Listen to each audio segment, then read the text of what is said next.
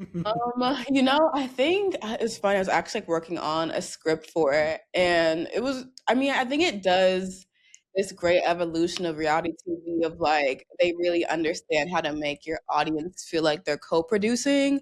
So obviously it's all Right. scripted and stuff, but like you have like your votes for which Islanders you want to keep and stay for like challenges, who's like the most liked, and of course like it comes on like 5, 6 days a week, so it's like you have so much time to form these like very intense relationships. Right. And on the brand side it's great because the audience is primarily like women, like they're heavy buyers, they're heavy consumers, so like if you're like a Maybelline or something like that, it's like so much more incentive. But I think Love Island just overall is like a phenomenon. I don't like I was telling my friends this, I don't think there's any better like content economy at the moment than Love Island, because Right. you have like even like commentators doing like hundreds of thousands of views, and like people like listening Absolutely. to podcasts of like an hour and a half of like a recap of an episode, which you could just go watch. It's kind I, of I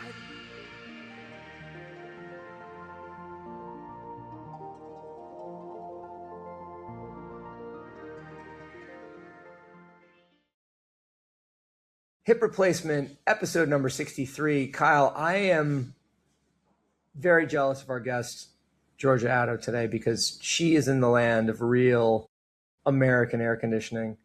Um, Europe is on fire, my friend. yeah. No, I don't have to explain it to you, but whoa, No, no, no. the last week in France has been steamy. It has been a little less steamy in Barcelona, still quite steamy. Where you sort of like in the morning, not too bad, but then by the time it's like 2 o'clock and you're going to get lunch or take your dog out, it's like it is in the shade, like unfathomable. Just like it is sucks the life out of you. You have to take like 2 showers a day, that sort of heat. It's like So a Warner Brothers cartoon where the thermometer just yeah, pops out of the top of the thing. yes. It's crazy. It's exactly that. And the air conditioning in Spain, the air conditioning is definitely much more consistent and I would say better than in France, where obviously there's all these discussions. But it still leaves some room or leaves something to be desired because like American air conditioning. Something to be desired, shall we say. Yeah. Well, anyway, Georgia, how's it in Brooklyn at the moment? It is good, but I feel like these are our next like good days because I think a heat wave is coming where it's gonna hit like Yes. 100 on Friday. So Ooh. I think we're all gonna be like suffering together. We're all Yeah, suffering. I mean, and Suffering let summer. let us, as we would have said in 2016, check our privilege, of course, to even be having this dumb conversation about how much we miss air conditioning. But yeah, it's wild because having come from the World Festival of Advertising at Cannes Lions last week, I heard a lot about marketing. I heard a lot about AI. I heard a lot about community. I heard a lot about brand. I heard nothing about circularity and climate change until I did a sort of special episode of Sig Talks at the end of the week. And I thought that was it's really fascinating. Like, I wonder to what extent we feel like this current moment acts as a fulcrum for people to really think about how important addressing climate is. Any thoughts, guys? I think literally not this week, but like this summer, I think it's going to be like in the context. I literally was just writing something for the Chum Report. In the context of the Iran conflict and energy crises and what's happening with this, like there is going to, and AI amidst all of this, like there's going to be probably a big like, and the Democratic Socialists winning and Green New Deal and things like that, like there's gonna be a big like, what the fuck is happening? Like we can't do this. We're going crazy. And then so I think something is going to shift in a way. Like it seems like people are gonna not be able to take it anymore. Because we're not even in July yet. We're not in July yet. That's the crazy part. Sorry. Yeah, I definitely saw more conversation in terms of like climate change for Paris Fashion Week than I did in Cannes, which I think is a little surprising. Fashion Week should be a That little bit is more surprising. vain, you would think. But no, they were talking about climate. They were talking about like Pharrell showing like where the water's going and all these things. Mm-hmm.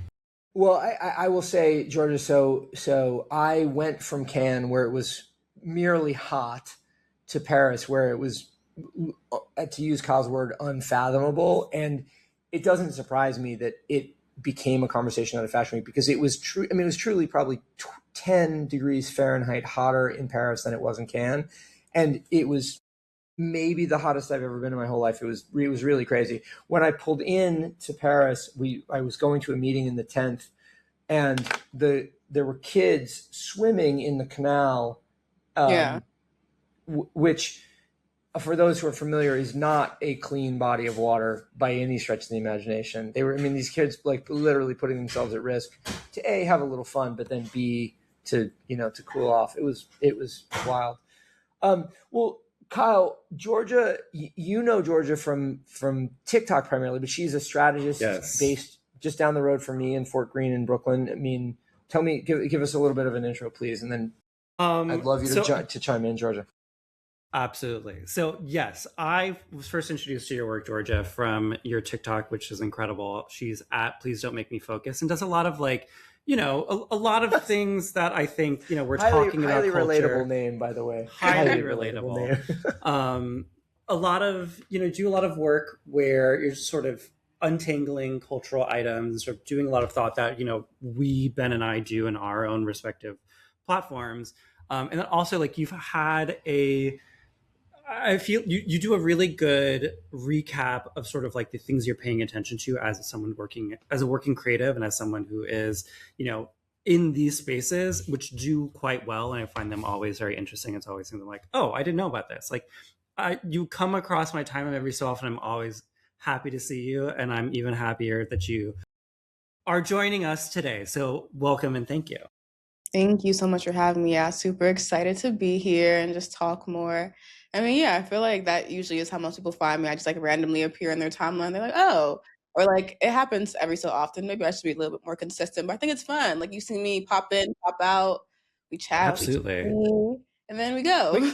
How long have you been? Because to me, it feels like you've been a staple in my timeline since I've been on TikTok. But I could Thank you. But what is? You seem of a specific era where there were a lot of really strong people, yourself included. And I think to what you said, where it was I'm not doing it as much, I think a lot of them ended up probably getting steady, good, great, amazing work where they're this doesn't, I don't have to do this as often. It doesn't bring me as much joy, which hopefully that's the case, because isn't that the dream?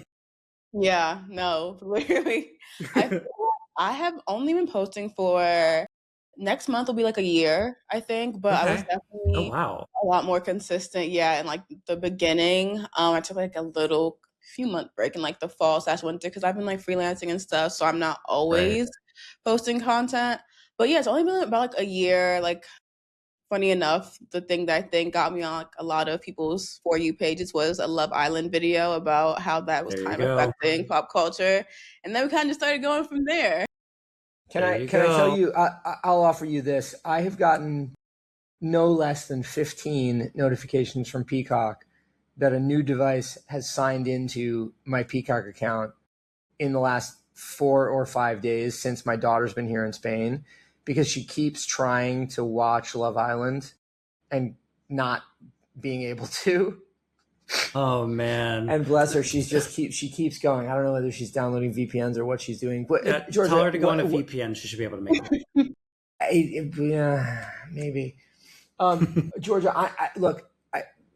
As the old guy on the pod, I don't understand Love Island, or maybe I do understand Love Island, which is why I don't like it, or I don't watch it, or pay attention to it. But please explain. Help me.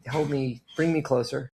I think it's funny. I was actually working on a script for it, and it was. I mean, I think it does this great evolution of reality TV of they really understand how to make your audience feel like they're co-producing. So obviously it's all scripted and stuff, but you have your votes for which islanders you want to keep and stay, for challenges, who's the most liked, and of course it comes on 5-6 days a week. So it's you have so much time to form these very intense relationships. And I mean, on the brand side, it's great because the audience is primarily women, they're heavy buyers, they're heavy consumers. So if you're a Maybelline or something like that, it's so much more incentive. But I think Love Island just overall is a phenomenon. I was telling my friends this, I don't think there's any better like content economy at the moment than Love Island, because Right. you have like even like commentators doing like hundreds of thousands of views, and like people are like listening Absolutely. to podcasts of like an hour and a half of like a recap of an episode that you could just go watch. It's kind of, I love yeah. I love, and I want to put love in air quotes because I don't really love it, but I love your characterization of that as or your analysis of it as a content economy, because I think to me that's what makes it interesting, not the show itself and not Yeah. necessarily any of the takes or the developments or whatever. It's just, it's more like it seems emblematic of a way that we consume now that is a harbinger of what could happen going forward. And I saw an echo of that a little bit in your the piece you sent us about um, Brent David Feeney, the art director at Special Offer, giving a closing presentation on Config, showing the creative process behind Brat, and then characterizing or tying that to John Summit at Cannes and the idea of bringing super fans into this. And I wonder if you talk about that a little bit, because there's I think we're having a sort of a super fan moment where we bring people closer and closer and closer into the artistic process, and that makes it both more engaging but also more fraught. Yeah, for sure. I feel like when it comes to super fans for me, like really early in my career, like right out of college, one of my first jobs was at Spotify, and like that was when they were like developing like their super fan mythology and like their ethos, and like really building these like fans first platforms. Like I think recently one of the things they just announced was like a program where like the top like 0.1% of listeners can like get early access to tickets or like pit tickets or something. So that was like kind of like my first intro of like, oh, like how important these like people are. But I always like tell people like I think we kind of live in this world of like now, where it's like co-create and like collaboration and like community and all Mm-hmm. these things of like, you know, really having these bonds with communities and like people and things like that, because it becomes so hard to kind of lead. So it's kind of like you can't beat them, kind of join them. So I feel like when it comes to super fans, like especially with like the Charlie XCX thing, like things like processes and all these things about like how the work gets made, right? Like I think in relationship to that, we talk a lot now about like founder like content, all these things, which I think is great, but like sometimes it's positioned a little bit like more like virtuous than it actually is, because it's ultimately all like selfish, right? Like the people who love Charlie XCX like are in that Charlie XCX Reddit, like they just want to know about how Right. Charlie XCX got her thing made. Like they don't really care about like the artistic process. Like it makes them feel closer to her to see that, oh, like this was like Yeah, intentionally blurry, and like, you know, like those are like fandom like tidbits and like sneak peeks that you would only know if you're a mainstay in the Charlie XCX Reddit, right? Which most people are not. So I think that like brands really understand like how to leverage that. And even like looking at like Can and like John Summit and all these other like artists and things like that.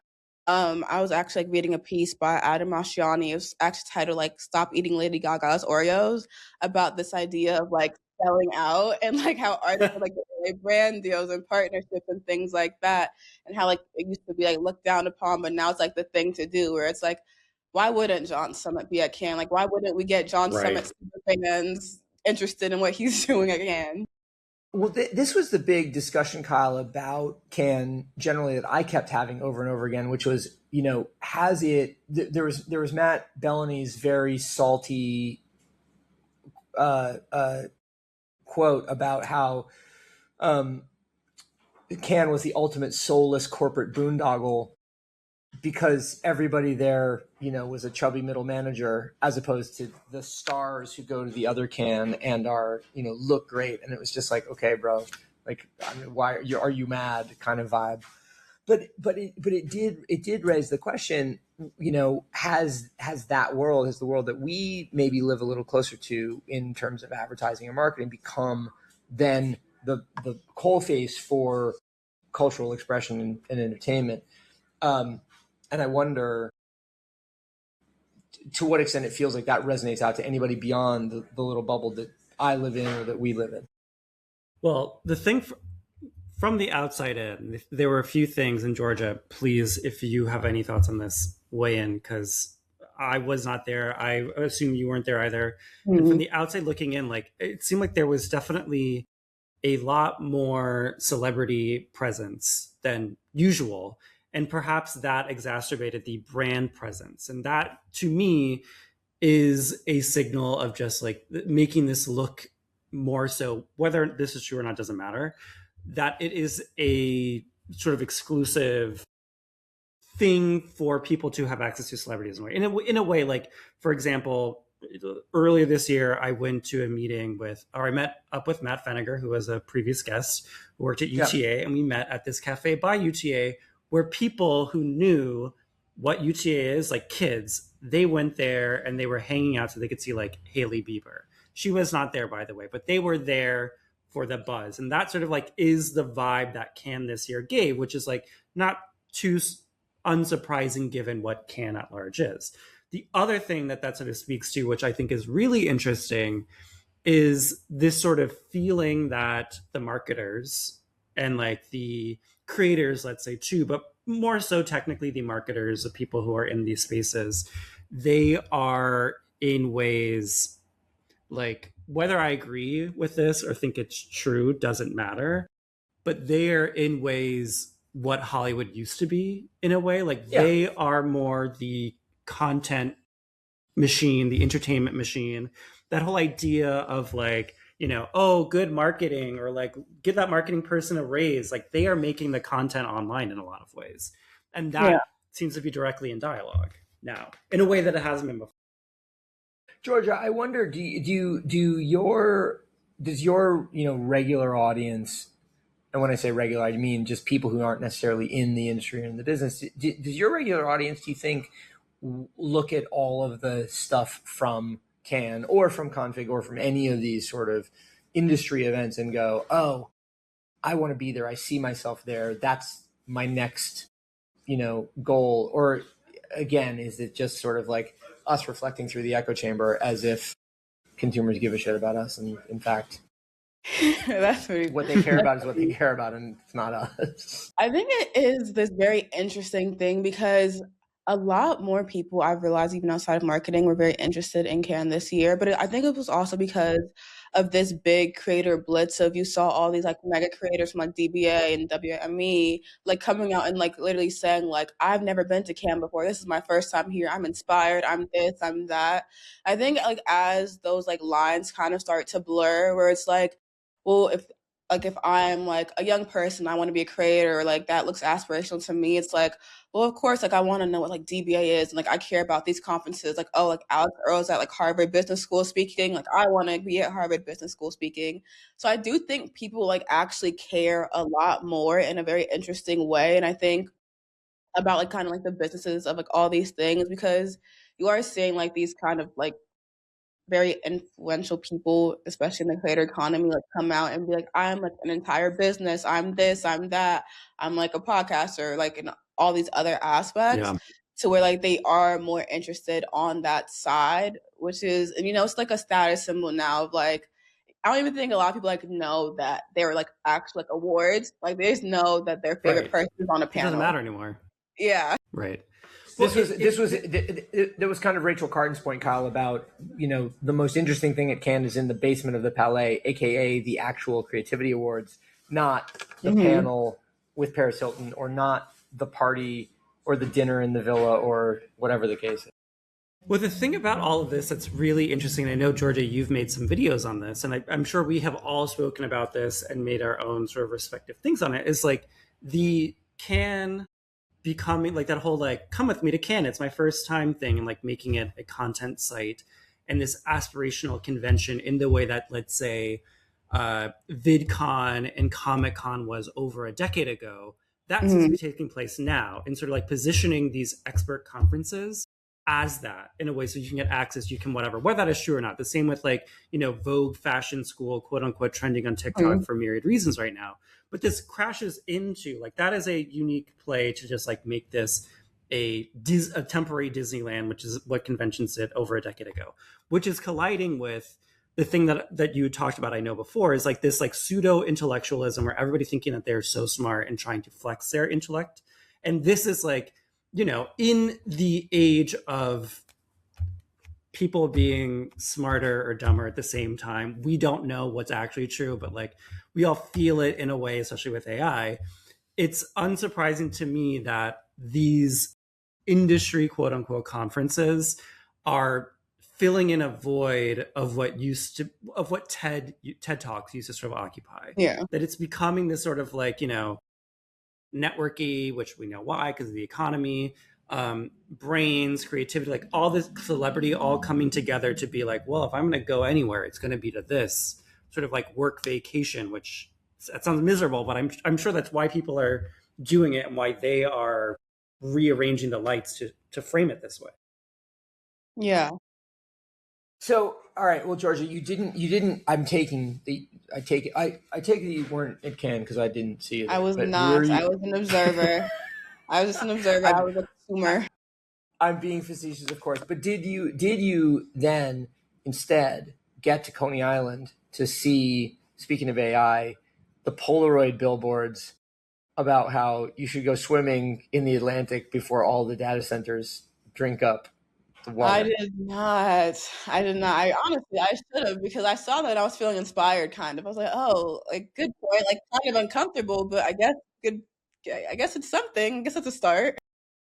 Yeah, I mean, it is an interesting. So for those that aren't familiar,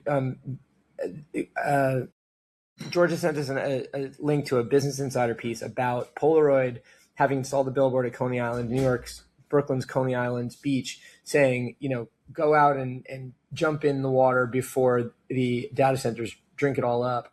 And it's, on the one hand, like dumb and hyperbolic. On the other hand, a very cute and effective way of showing how good Polaroid is at grabbing spontaneity. On the other hand, playing against this well-established Gen Z feeling of sort of anti-AI, as characterized by series producer Campbell saying "fade AI" whenever asked about it.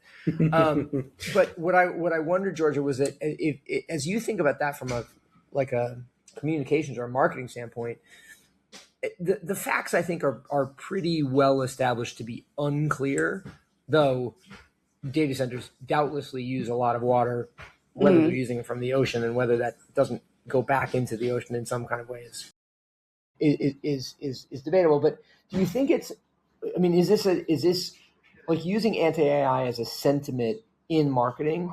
Is it an accelerant, or is it a neutral, or is it a drag on the brand, do you think? Well, I feel like it is a case by case thing. I mean, I think for Polaroid specifically, it does fit because they've been running that stop campaign for a while now, like that whole like image with like the kind of handwriting kind of font. Like, and it has been working really well for them. Like people have been talking about it for months.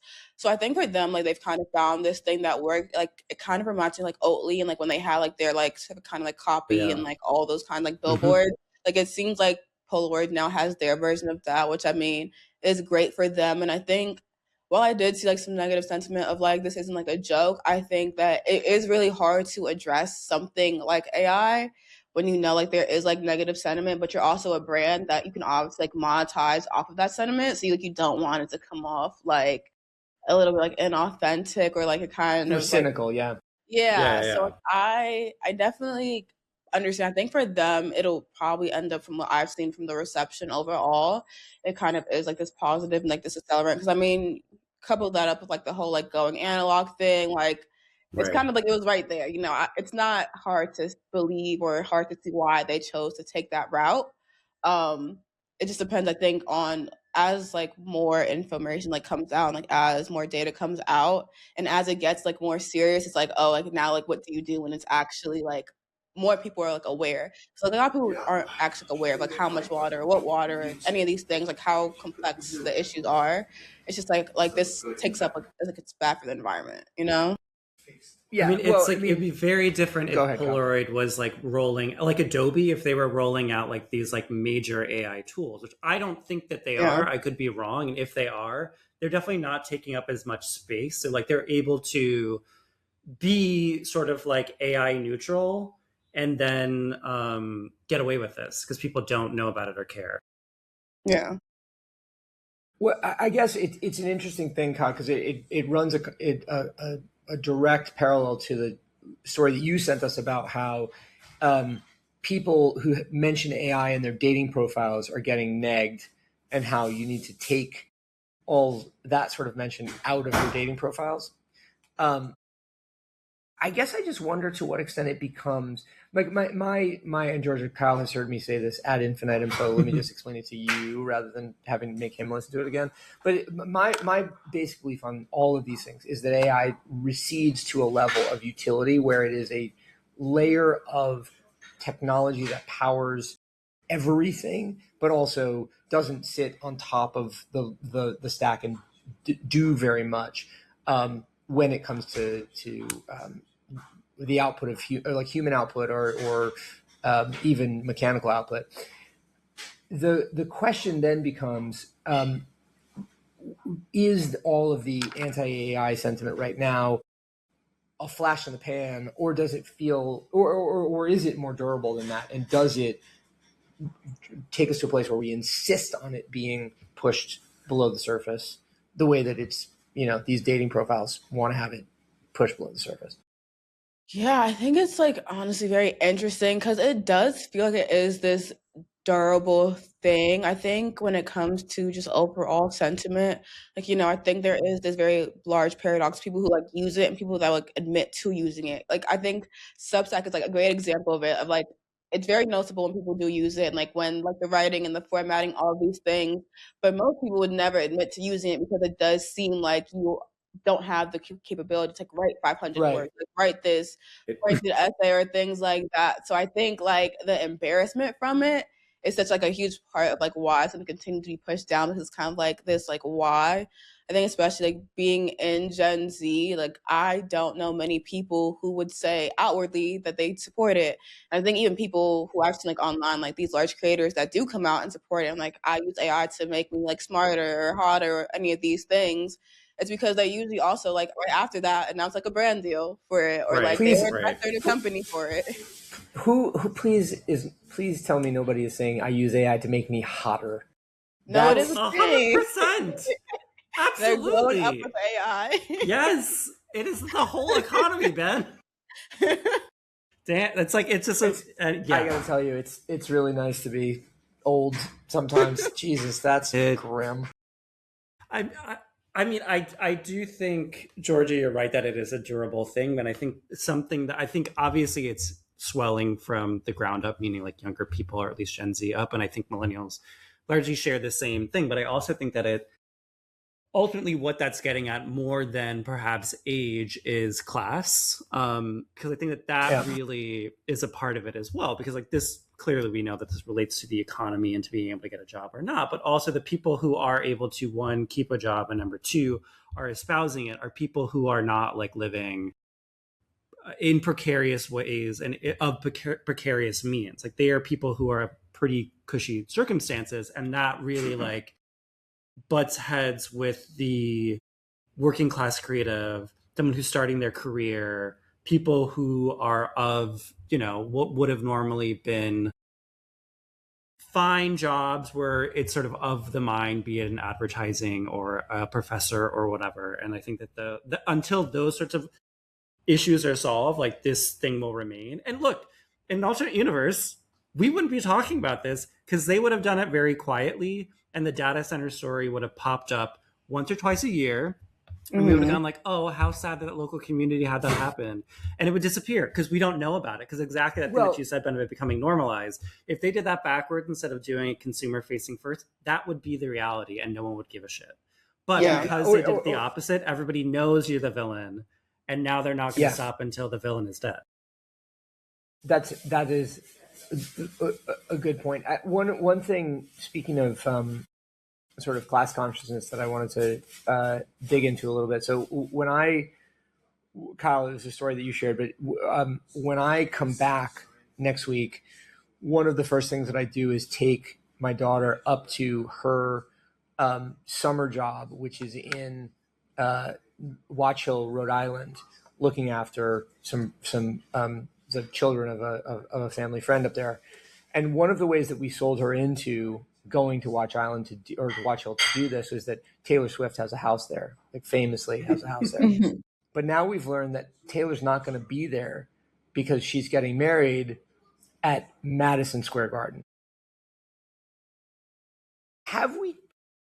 have we traversed the horseshoe, and has the taste economy gone so far back that bad taste, as in getting married in a basketball stadium, is now taste again? Georgia, your thoughts? Honestly, it's possible. I think first we have to like really look at Taylor Swift as an entity. Like, was that ever a great symbol of taste? No, of No, course, and I'm being no, facetious. yeah, You're right. No, true, of course, true. of course. But I just think the insanity of that choice says something about like traversing the horseshoe in some kind of way, and I don't know exactly what it means.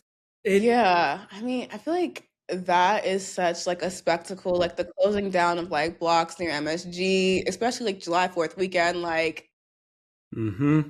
it really is just such an interesting. Like, I look forward to whatever media. I wonder who like landed that cover, if it was Vogue, who got it, because to see like the aftermath of how it comes out, because I think people were like speculating that she got married like last weekend in like a private ceremony, like this is like the celebration and like the big hurrah and things like that. So I think how it actually does come together will be very interesting, because it's like who can even like design wise, space wise, like who can design for the MSG walk, like what the aisle, like Yeah, I don't know. It's to me it's the opposite of that scene in Zoolander where Derek looks at the model of the school for kids who can't read good right. and goes, "What is this?" I look at it the opposite. It's like, what is this? What are you doing, Kyle? What are they doing? So look, this is funny because like I had a conversation about big rich people weddings probably a month or two ago because a friend and I were talking because we have a mutual friend who is getting married, and it's a wedding of circumstance. And I was sort of going through my Rolodex of knowing people who have been in similar circumstances, gotten married, and it's like no, they had like 2,000 people, and it was not an issue of like who got to go, because it was sort of more is more. We are renting out all of the Beverly Hilton, and this is a big fucking deal.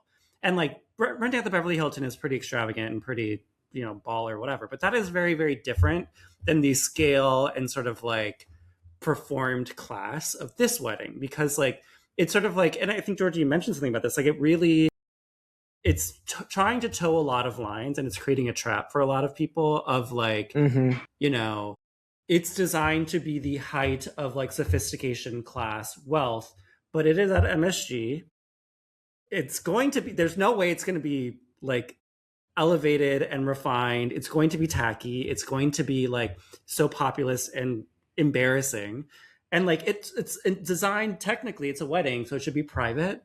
It should be like, don't invade her privacy, don't invade her space. But it's at MSG. They're closing down a block, all this sort of stuff. So like it is really colliding a lot of things. And actually probably is the best iteration of like what modern rich people are, a la Elon Musk, et cetera, where they have the power to do these ridiculous things.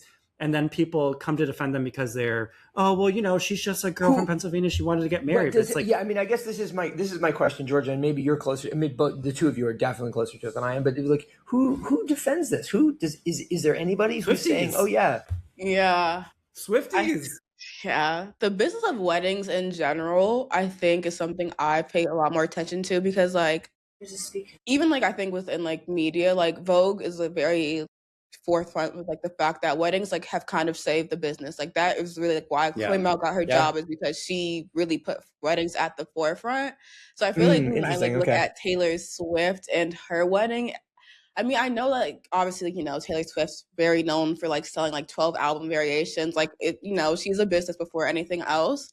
That's kind of how I see this like wedding. Is not even like I mean, of course, it is like kind of like this big like luxury thing, but it's not like a Becca Bloom or like kind of like you were like wearing like Gucci and you had like these florals and all these things. Like it really is about how many units of product of this, of that you can push, and like those deals. To like this is like probably like the biggest sponsored like event that we will see. It gets okay. So that helps me understand it a little bit better in a less cynical, more capitalist, although not better way at all. But it touches on what you said earlier about the content economy, like assessing Love Island as a content economy, assessing a wedding as a content economy, and then going like, okay, what are the economics of this? Let's make those work to our benefit, rather than let's make the emotional core or the relationship, the familial core of this.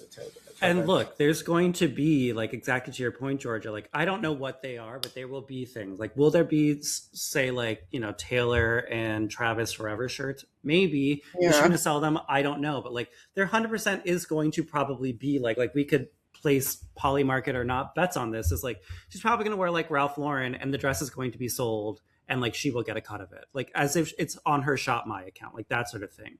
Like, there will be a moment for sure where, like, the reason why I did it at MSG and her vows or whatever is because I've always been the girl who wanted to get married and I didn't think it was possible. So I'm having the biggest wedding ever for you because you can't get married. So, like, there's going to be, like, the positioning is in that way. It's like this sort of every person, the princess who is having her princess wedding, but, like, we know, like, it's not a magical fairy tale. It is, to your point, like, it is a point of sale. And that is, like, what like, it is going to be in, like, front page of Vogue for sure. They're gonna milk that for years. But, like, what other things? Like, I don't think there's gonna be an album. There could be, but I don't think there's gonna be an album because he just did Toy Story. Like, I don't think that's gonna be it. But, like, there will be some other sales things. Like, something's gonna happen. I don't know what it is, but I think you're exactly right. We should place bets now, is what I'm saying. There's definitely, like, brands that will come up and, like, are gonna be like 5-10 blocks from MSG, like, oh my gosh, like, we're so close to Taylor, like, Taylor's getting married at this very moment. Like, it's gonna be a whole thing. Like, probably take over the chatter. I'm just looking Will there forward be an opening act? Maybe. Yeah. It'll be like a Mooney thing where, like, 100 other people get married before them, right? As the opening act, and I'm just. I was going to say, song directed. Watch. It's going to be something like that. Watch is going to be something like that. It's going to be, oh my God. I hate this. Sorry. It wouldn't be Celine's song, though. It'd be something dumb like Brett Ratner. It'd be I'm really looking forward to AI the version Travis of what's her name? Nora Ephron. Sorry, Brutal. Ben, go ahead. Brutal. No. I was just going to say I'm looking forward to Travis, revealing his Taylor's favorite little meatball shirt at some point to, shout out to the Little Italy merch. Well, so I wonder, Georgia, what else is, I mean, you seem highly attuned to, and I appreciate this very much, the idea of those kind of content economies. What other content economies are you paying attention to at the moment, particularly for, young audiences, Gen Z consumers, or otherwise? Yeah, I mean, I think right now I've also been paying attention to how everything kind of seems to be sports. A lot of, like, media companies like Vanity Fair, like, really beefing up their sports coverage. In fashion, like, you're seeing, like, all these analogies, like, you need to, like, train like an athlete, you need to become an athlete, all these, like, things of, like, just, like, the way to think about your craft and, like, your creativity. And then, like, you have athletes like Tom Brady who won't ever sit down, like, launching their own brand. So it kind of seems like sports is, like, really taking over every single asset. Like, you have, like, the say with, like, the Knicks and, like, promoting that. So Right. Travis and Taylor. Yeah, and it really is interesting because there once upon a time it was like, athletes are gonna lose relevance. We have streamers, we have rappers, we have artists. Like, athletes, they don't offer that much anymore. And now it's like complete, like, 180 from, like, a few years ago of, like, no, like, these are actual people that you can, like, put in anywhere, in any lane, in any industry, and they can, like, usually sell and push product, and they have, like, loyal audiences and core followings. I think especially, like, the World Cup, it's, like, a great showing of that. So yeah, I think I'm paying attention, like, into that, of, like, how everything is kind of being seen funneled through this language of sports. Arguably, in ways this. Go ahead. No, I was just going to say we don't need to dwell on it because it returns us back to the beginning, which is it can. But one of the major points of attention and locuses of energy was Stagwell's Sport Beach. So Stagwell is the advertising holding company that owns Anomaly and 72 and Sunny and Code and Theory and a whole series of other companies, and they really have staked their claim on sport and have created what they call Sport Beach, where you could see athletes and you could see conversations around live sports and so on and so forth. it is interesting, while at the same time, I have heard, and I'm just looking at eBay right now, copies of the June 1st cover of the New Yorker selling for $100 on eBay. Wow. Which is kind of wild, because it's like it refocuses the attention of these unique moments in time, which they can be captured, but they can't be experienced what's the word? Chronicalistically. Jeez, I'm on vacation, guys. I can't remember. I can't even talk anymore. Asynchronously, they can't be experienced asynchronously. So I think Georgia, I think that's right. Where does that take us, though? Where does that lead us in the continuum of communication towards sport? That's an interesting question of where I think it takes us. Of course, I think we see more like divisions and these kind of like subsidiaries that are focused on sport kinds of like launch, Sure. and like these studios. And I think especially like one thing I've noticed a lot is how many athletes are now launching like production studios. Like I feel like when LeBron came out with like Maverick Carter and like they did, I forgot what their original name was, but that was like they like merged like Fullwell, and now they are Fullwell, I think. But like when they created that, I think it was like this very like new thing, and then you had like Kevin Durant and like Boardroom, and that felt kind of new. Yep. Now it's like every other month an athlete. And I think most recently like Tyree Halliburton launched his production company to make like sports movies, and like it's always like tied with some other thing about like sports, like biopics or things like that. How many can we have? I don't know, but it is like this whole thing of like really positioning athletes as like not only like these kinds of figures, but like leaders in, like media and like beauty and fashion and all of these things. I think it is interesting because they also like do coincide with like the creator economy in a lot of ways, Yes. where like they were at one point competing and now they're intertwined. Where like now Jalen Brown's like a streamer and will not get off that stream no matter what. So I feel like they're both like adopting habits of each other for like longevity and like to really get the most out of their careers. Yeah. So that is a question then for the two of you. I was going to say, who do you pay attention to? Who's lighting up your feeds then from that athletes? Space? Ooh. Well, all right, Georgia, you go first, and Kyle, we'll give Tal time to think about it. Athletes, I think right now it's very swayed because of like World Cup, and that's like taking over my feed. And I don't even like watch soccer or football, whichever you prefer. I don't really watch it that much, but now I am forced to pay attention. So I think like since Team USA now seems to be better than they have in the past. Yeah. That I also think I'm very into like the WNBA as of late. Yeah.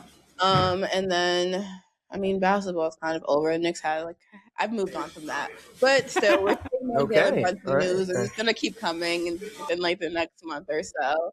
But yeah, I feel like that like it's really just like for me soccer and like WNBA right now. Right. Kyle, I follow almost no athletes except for skateboarders who have always been on video, and so yeah. Go. What do you got, Kyle? Okay. So there's a few things I want to say to all of this, because I think like it's funny, or not funny, but it's like I think it sort of proves the point. Like Georgia, you're being like, well, I'm not following the athletes, I'm following like WNBA, and I'm following maybe World Cup in a way. Is that like, to me, what this all gets at, and like this has been very much on my mind because I've been working on the new like quarterly trend report where sports is a big part of it. And like it's pretending a future where we're getting very, very close to it, where each sort of niche community and or identity group, let's say, have their own sports. Like we're already seeing that. And like where brands then are tapping into smaller sports, et cetera, to sort of make that their thing. We see that with like Chanel hosting the like, a regatta basically. And that is like them aligning with like, we own this. This is ours. And like, you can't own this because this is Chanel's. But it also, all of this, especially to the point of production companies, is unsurprising to me that all of these bets, funny enough, are being placed on athletes because they are in a rapidly shifting future. These sports and athletes as public figures, they are silver bullets to Hollywood disappearing, to musicians having a tougher time online, et cetera, music making, as we see all this from AI. Like they are not vulnerable in the way that those arts are being sort of scrubbed. They also tie into wellness. They tie into sort of like ideas of make America healthy again. Like, they're the perfect package for so many vehicles, and they can do the stuff that actors and musicians and whoever did, but they can be really whatever. And they start from like straight men, quote unquote, out until we have an economy for everybody. But to say like, who have I been watching as far as sports? Nobody. Because I don't. There is nobody who's like, I will casually watch more sports content, sure. But I will tell you one interesting thing is that my mom, who is just like me, not a sports person at all, she has been for at least a month, if not more. She will send me like every week 1 or 2 videos of that. Like, I think he's from Texas. I don't remember what school. That gay volleyball player who went viral in like April and May. She will send me any video she gets of him. She sends it to me immediately. And she's like, I love him. Love this guy. Blah, blah, blah. And it's like, but that to me is like, is sort of proof of all of this stuff, is that like my mom knows to identify there's this very flamboyant volleyball player, and I should send it to Kyle because he would probably like it. Sure. Not because he likes the sport, but because he's doing interesting things. So that's Jordan Lucas, according to a quick search on the browsers. The interesting thing, Kyle, about what you just said, and Georgia, I'm interested in your thoughts on this too, is you said something about betting or something about you'd wager or something like that, and it just occurred to me. Too. Right, of course. The other thing is good for betting. What this represents is maybe the newest content economy around leveraging and bisecting or multisecting sports performance into a series of essentially monetization surface areas, right? Where every performance, whether or not you make to use Jordan Lucas's terms, like whether or not you ace a serve or whether or not you create a great pass or a great dig, those can be wagered upon, and so money can be won or lost accordingly. That's probably the other real driving factor. The question, though, is to what extent is that a healthy monetization, and to what extent is it a vehicle for addiction or just vice, generally speaking. Enter Rick Rubin, who is trying to then equate sports betting with Buddhist practices. So where do we go from there? Georgia, let me ask you a question. No, this is this is one to throw to our youngest guest. At what point did Rick Rubin come into your life? If Rick Rubin has ever come into your life at all. Great question. So I feel like my perception is a bit swayed because I went to fashion school. And I was in that scene. I went to FIT in New York. So I was in that like a world. So I learned about the creative act, I think, at a much younger age than most people learn about the creative act. That great book became part of my life much earlier. Okay, but just to very quickly set, sort of parameters on that, the Creative Act came out in 2023. Oh. Right? Maybe 2022, maybe 2023. Yeah. Right? So this is a very new thing. Whereas Rick Rubin came into my life circa the first Beastie Boys single in 1985. So yeah, I mean, it's such an interesting thing to see for me, a guy who is literally a Buddha in some sense of the imagination. They're communicating to me that polymarket is an acceptable thing, and for you, he's a creative Buddha or creative guru who is saying like, yes, you can equate these things. I don't know. It's kind of a remarkable dichotomy. That is. Yeah, I feel like because now when I talk to people, because like when it first came out, I was still in college, and now I feel like, well, like yes, like I feel like I learned about it a little bit earlier to where it's like I know people who are kind of like in this gap of like like at post after like the book coming out, like in their mid like 20s, like mid 30s, who had never like really heard of him until the book starts like getting more traction and it became like a thing in like Pinterest pictures, and everybody was like reading it, and it was like, what is this book?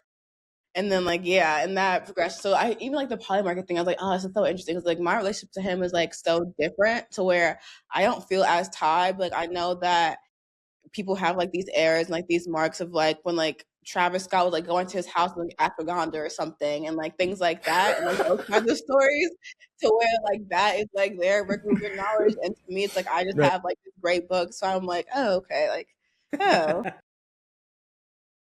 I don't know. It's remarkable how our Overton windows shift and change in relation to our idols, and also in relationship to our own sort of, the fungibility of our attitudes and beliefs.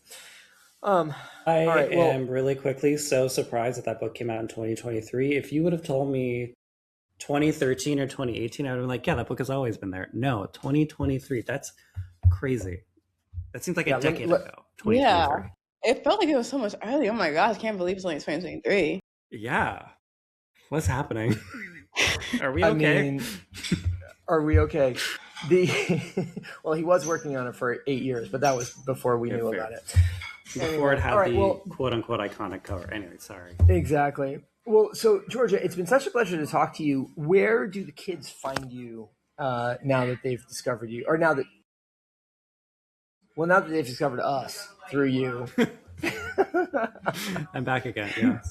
Yeah. I'm usually on pretty much the bigger platforms. TikTok, Substack, soon to be YouTube. Hopefully, once I get that going, Instagram. Okay. So hopefully, a lot more places. Hopefully, more consistently, I'll be on people's feeds. Maybe just on Instagram randomly scrolling. Awesome. Well, look for our guest Georgia Addo on all of those platforms, guys, especially the upcoming YouTube. That's a hip replacement exclusive. And we will be back next week with more conversations between generations X, Y, and Z. In the meantime, you can find us at hipreplacement.substack.com. Kyle is at 1234Kyle5678.substack.com, and I am at sic.substack.com. Although I'm on a little bit of a break right now while I enjoy the Mediterranean. You'll be back, though. Well, anyway, at some point. I'll be back soon. Yeah. All right. Well, everybody, thanks very much for tuning in. Georgia, thanks again. Kyle, Thank great you to talk to you. for having me. Likewise. You bet. Thanks, We'll see you soon. Bye.